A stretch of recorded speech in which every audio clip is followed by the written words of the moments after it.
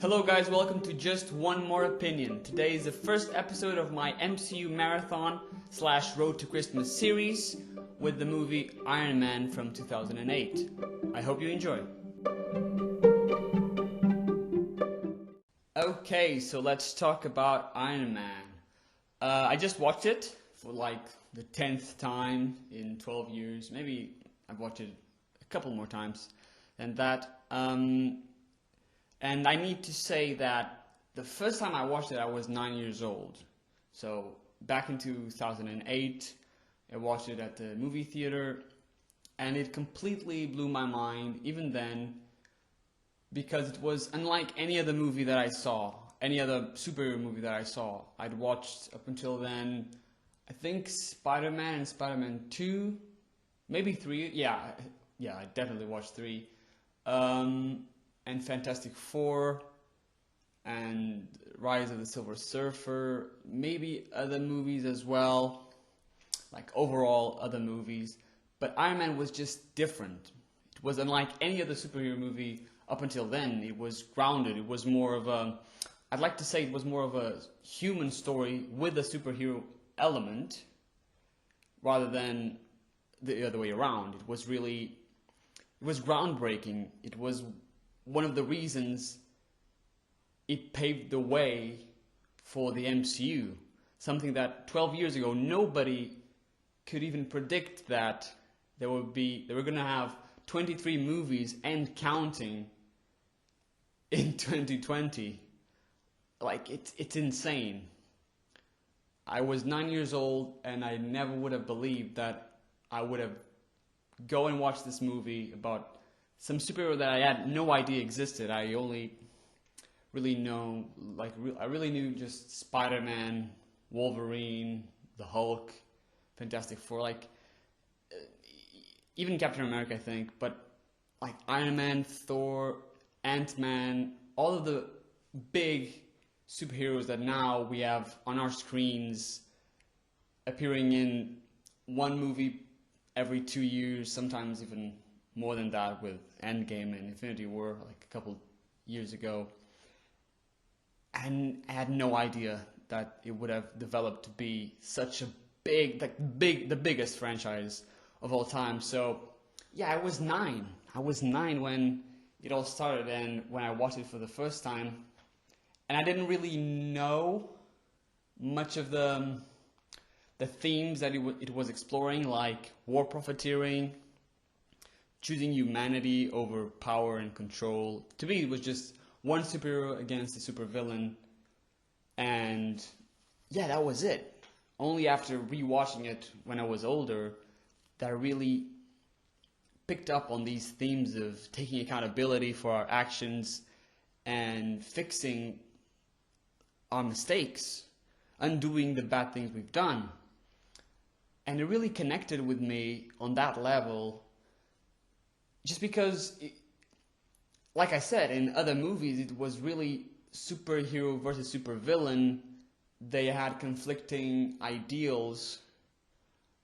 But to see Tony Stark start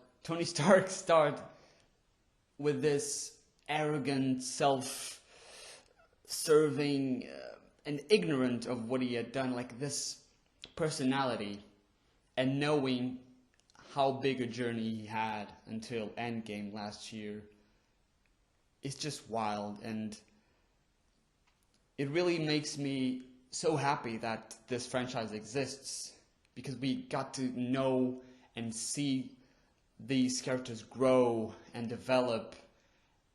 And yeah, it's just so nice, and it's a gift. I really think it's a gift, and that's why the MCU is one of the biggest parts of my life since I was a kid.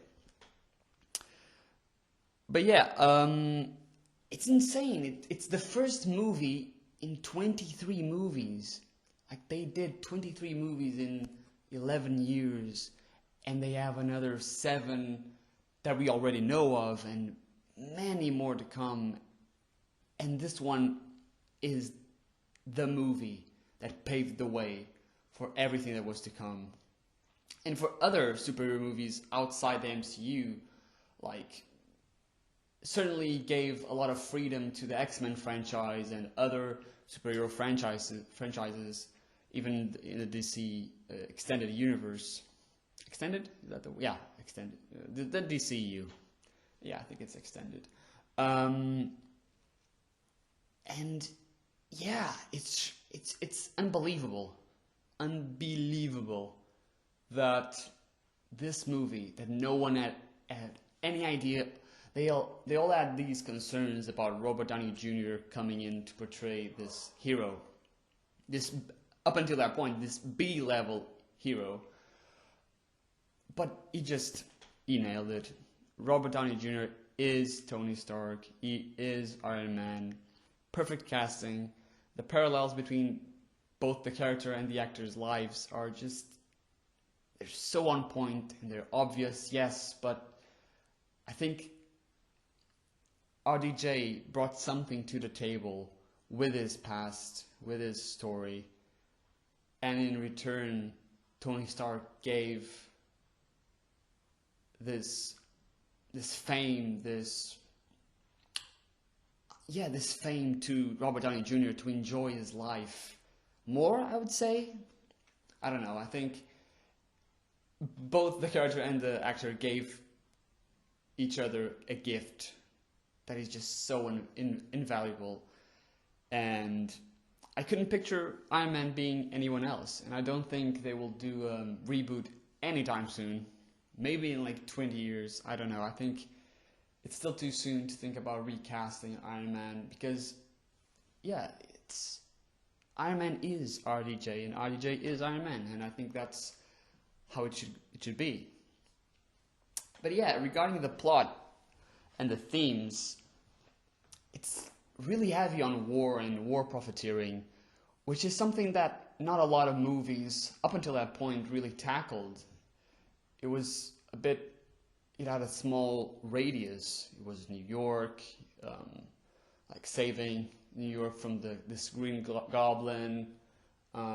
Sometimes it was bigger stuff, obviously, but it was always the theme and the plot was the same, if you know what I mean. Like, it didn't really brought a lot from other important themes like this one, like war profiteering, which is something that I think is so. I think it needs to be discussed even now, because it is something that not a lot of people really think about that much. But profiteering from violence, from war and death, it's awful. And I really enjoy that Tony Stark is a character that is ignorant to that side of it, mostly ignorant, and he evolves throughout the film to know that he needs to do the best he can to stop it or prevent it from developing into absolute chaos and destruction and death. So I think the plot or the themes of this movie are so strong, and even now, watching it again, I was like, damn.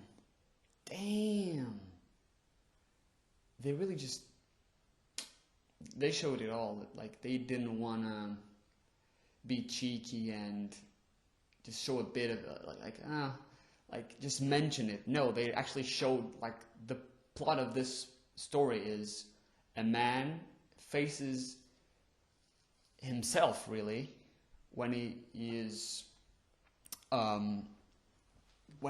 dealt this big responsibility of taking accountability for his acts. You know, I think it's one of the best movies of the MCU, no doubt. Like, I have no doubt in my mind. One of the best movies for his themes, for the casting. The casting is great. Gwyneth Paltrow as Pepper Potts. It's just on point. You know, her relationship with Tony, it's so quirky and fun, and she complements Tony's sarcasm so well. And it's one of the best relationships in the MCU as well. Just to see it evolve into what we saw in Endgame. starting in Iron Man up until Endgame, 11 years in the making. These characters, this relationship, these character arcs as well. It's beautiful to have witnessed this, and I'm just grateful for it really.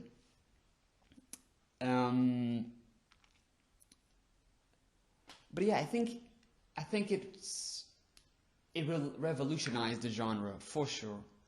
For sure it did, because like I said, no other superhero movie was doing what Iron Man did. And it was such a I think it was a small budget, considering the big budget movies or the MCU movies nowadays. It was really a small budget. The script was half done. They improvised a lot, which is remarkable to think they improvised a lot of the scenes and the dialogue. And yeah, it felt natural. All the dialogue felt natural, even though it was developing the story. It was moving the plot forward, but it still felt natural. Like, yeah, they were just improvising. Like, the characters just knew how to do, the actors, really knew how to do that. Especially Robert Downey Jr. He just exudes charisma, and he brought all his A game, and he made all the other actors bring their A game. And it's as a creative artist myself, kind of, it's just brilliant to watch what Downey and Paltrow and Jeff Bridges and Terrence Howard, these actors did for this movie that they had no idea would just blow up like it did. It was unbelievable. It was really something insane.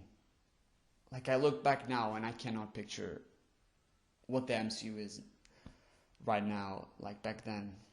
Okay, I'll move forward because you guys will know this moving forward with this series. But yeah, I tend to talk a lot about small stuff, and I have my little notes here with me, but I just cannot focus. If I start speaking about something, I'll just go on and on.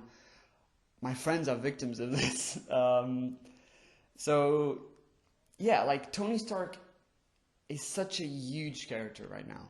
Not just in the MCU, but overall in cinema. Such a huge character. And RDJ made the superhero famous in his portrayal. Not just because of how he evolved throughout the movies, especially in Endgame and Infinity War and the Avengers movies. Like, those were the big spotlights. You only had other 3 Iron Man movies, obviously, and appearances in Captain America Civil War and Spider-Man Homecoming as well. But it was his backstory, the character's backstory, and there's a line in the movie that I just felt it. I feel it every time I watch it, which is when Jinsen in the cave asks if Tony has family, any family, and he says no, and Jinsen says, "So you're a man who has everything and nothing," and it just hit me. Oh man, because it's those little details. Like, if you watch the first 5 minutes, his interaction with Christine Everhart, and then he brings her home, and his sarcasm, his viewpoints on the war and profiteering from the war, and he's very eloquent in what he says, but you just think, like, this arrogant guy. I'm not gonna swear in case there's children listening eventually. Like, this arrogant guy, only thinking about himself and money. But then you hear a line like this, like, he has no family, and you look at his eyes, and you're like, damn, he has, yeah, he has no family, like few friends, no family, and even however big his control and like bank account is, at the end of the day, he has nothing really, which changes throughout the story and the movies, obviously. But in that moment in time in the cave, you just empathize with that line, with him, in such a profound way. Maybe it's just me, but like I cannot relate to that, but I can totally empathize with that feeling. And that plot point of having no family, no parents that are alive, it goes, it is picked up in Captain America Civil War 8 years after this movie, and it's such a pivotal part of that movie. And Kevin Feige and Jon Favreau just put that in the movie, I think, to set it up.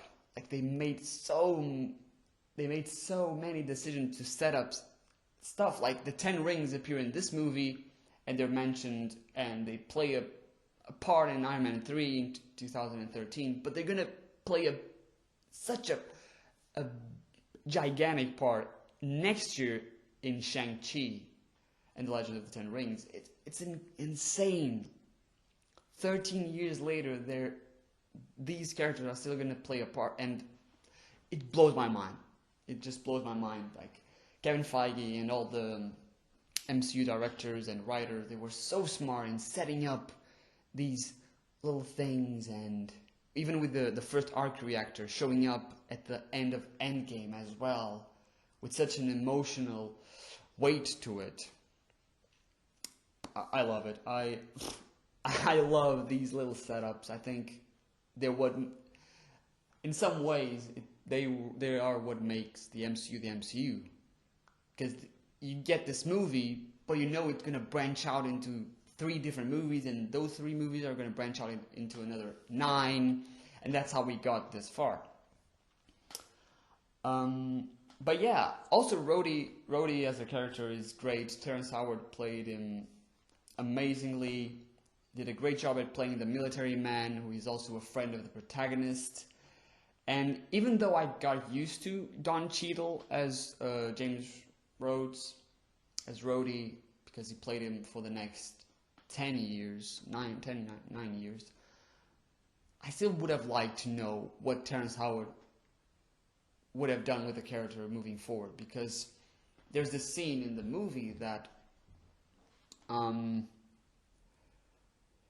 Tony goes to him and he says, I have this thing that I want you to be a part of, and Rhodey is only thinking about military applications, and it's so narrow-minded in that regard.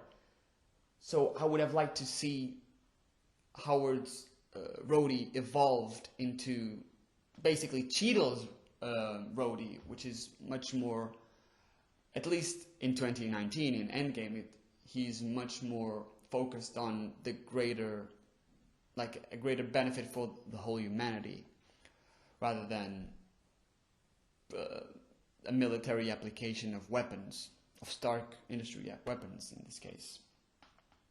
Jinsen is another character that I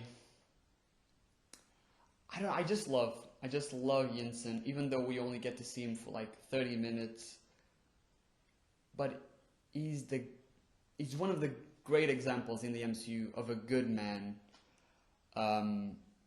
His sacrifice always makes me tear up, especially when you rewatch it, and when he says that I will see my family after this, and he says it so like simply, so quietly. So maybe the first time you watch the movie you don't pick it up, but the second time you know what he means by that. So that scene when he's dying and he says, I'm gonna see my family now. Oh man, it just breaks my heart, and And then he says, "Don't waste your life," to Tony. And I think that was the moment. If you can choose any moment from this movie, that was the moment where Tony had this epiphany, this revelation.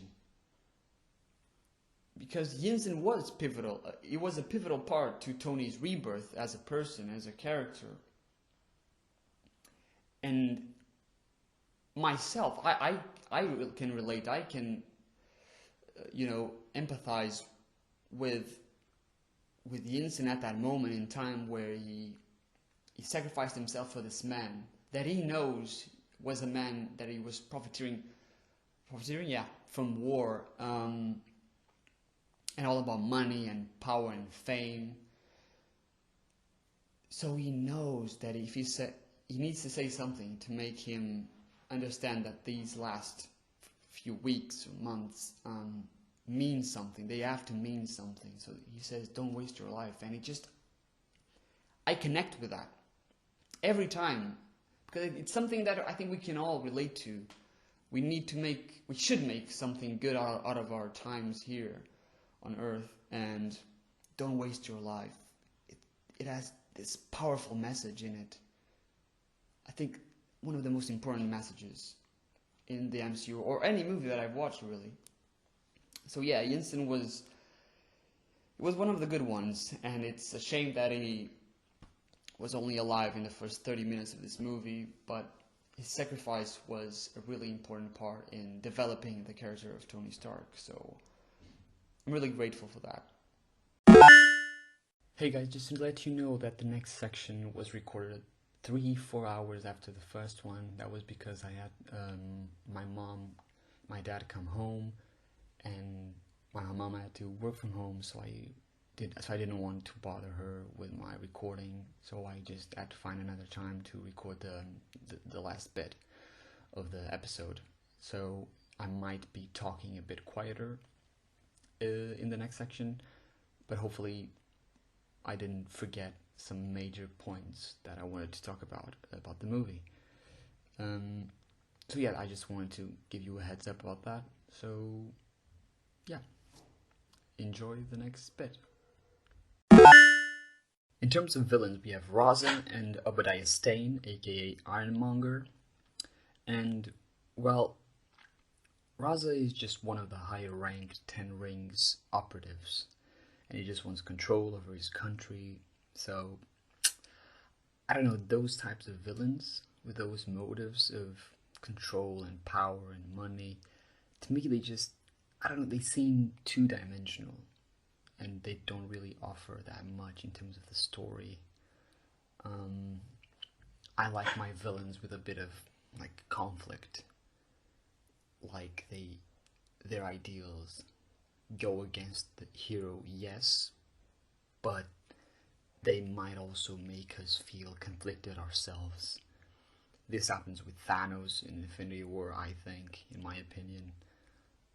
In other movies, there's also a bit of that. But yeah, in the MCU, there's not a lot of villains that you feel sorry, pity, empathy with. So, again, in this movie, we have also Stane. That from the beginning, he just seems suspicious. I don't know. Maybe it was Jeff Bridges' portrayal. From the beginning, I didn't buy that he was an ally to Stark. And again, his motives of control, power, profit, they just seem bland. Like, just too villainous, you know? I just don't really enjoy watching this conflict with a villain that just wants money. Like, it's just evil. He's just evil. There's no, humanity to him, really. You wanted to kill his business partner, Tony. He doesn't care about collateral damage at all. There's no humanity in the character. So in that regard, the movie loses a bit, in my opinion. And again, his suit is just the evil version of Iron Man's suit. And this is going to be a trope for MCU movies. Like, the villain is just the mirrored evil version of the hero. And I don't mind it most of the times. Here it's just, well, yeah, I'd say here it is basically given. I mean, you kind of get that they did that because it was what they had at hand. Obviously, Stain was going to use Stark's technology against him and against the world. So it made sense, yes, but I don't know. Like in future movies, this bothers me a bit more. Here is just me, I guess. It's just me. In terms of action, I really enjoyed how the movie was so quick on action. In the first 5 minutes, you get the big Tony's Fun V is attacked by the Ten Rings. He gets shrapnel in his chest. You see him being kidnapped with the Ten Rings filming him. Later we learn it's for Stain, was ordered for him to be killed, it was a plot twist. Like, I didn't know he was gonna be the one who actually requested him to be kidnapped and killed. That was a little plot twist I wasn't expecting. I was expecting him to be the villain, but yeah. And yeah, some of the action scenes are just so iconic now, like saving Golmira, when he first puts on the Iron Man Mark III suit. Also the Mark II flight scene. Oh, so iconic. Like putting on the first actual suit, and the first one, the Mark I in the cave. Like the cave scenes for me are my favorite of the movie. They just show him building his suit, and it's just so memorable. And yeah, it was a great sequence. One of my favorites for sure from the whole MCU. The soundtrack is also brilliant. The rock music, I think, is now synonymous of Tony in the MCU, obviously. Like, I remember that his Iron Man entry in Avengers was with hijacking of the Quinjet. The hijacking of the Quinjet, that's a mouthful. Where he puts, I think it's AC/DC, if I'm not mistaken, on the Quinjet radio or whatever. And it's just so iconic, this music with Tony Stark. I really love the soundtrack of this movie. It's one of the fewer movies, like Guardians of the Galaxy 1 and 2 they also have a good soundtrack. In terms of actual songs, not just like the overall soundtracks. Like in terms of songs, they are for me the best ones. Yeah, but the soundtrack for this movie is also really good. And you have to talk about the ending. Oh my god. I am Iron Man. I think that line, which was like groundbreaking, it was against the superhero conventions of hiding your identity to keep the people you love safe. It was just so against the form that it made this movie unique. And I think no other movie in the MCU can be paralleled, if that's even a word. Yeah, you cannot draw a line with this to this movie from any other movie in the MCU, because this movie was so unique. It was refreshing. And I am Iron Man, that line, oh man, that was the thing. That was the moment that you knew, oh, this is going to be big. And it was big. People had ideas of like, oh my god. And the post-credit scene, obviously, with Nick Fury coming in, talking about the Avenger Initiative. At the time, I had no idea what that meant, because I was 9. But, oh, you could feel the excitement of like, oh, what does this mean? And yeah. And it was the beginning of the post-credit scene, something I kind of think the Marvel Cinematic Universe made famous. Like a lot of movies nowadays have one or two post-credit scenes, and I think it was because of the popularity in MCU movies. Sorry. Yeah, I think that's it. Yeah. I think if I had to give it a review, I would say it is still a solid watching experience 12 years later. I was excited about watching it. I laughed. I almost teared up in some moments. And I think in the series of the movies, like it's high up as one of my favorite MCU movies because it's still good until this year. After Endgame, it's still a good movie. After Endgame and Infinity War and Civil War, which I think are some of my favorite and the best MCU movies, it's still a good movie. Even though some of the following movies that I will obviously talk about in the next few days kind of let fans down in terms of quality, this first one, Iron Man, is still a great movie. And I would give it, like, inside the MCU, a 9 out of 10. And as a movie in general, I would say an 8 out of 10. And I think that's it. Like, Iron Man is still one of the best MCU movies, without a question. And I was really excited to watch it again. I hadn't watched it in maybe 2-3 years. I don't know. Yeah, maybe something like that. I did a marathon a couple of years ago, I think. It was after Homecoming was released. So, yeah, 3 years ago. I think that was the last time I watched it. Or maybe I watched it like a year later while I was in university. I don't know. But it was still nice. Like, I was excited to watch this. And some of the next movies I might not be as excited to watch again. I know which ones I have in mind. But I'll push through it and I'll talk to you guys about them. And yeah, this was the first episode of Assembling for Christmas, an MCU marathon. I hope you enjoyed. This was my first time doing an actual episode for a podcast. This is not my first language, as some of you might know from my introduction episode.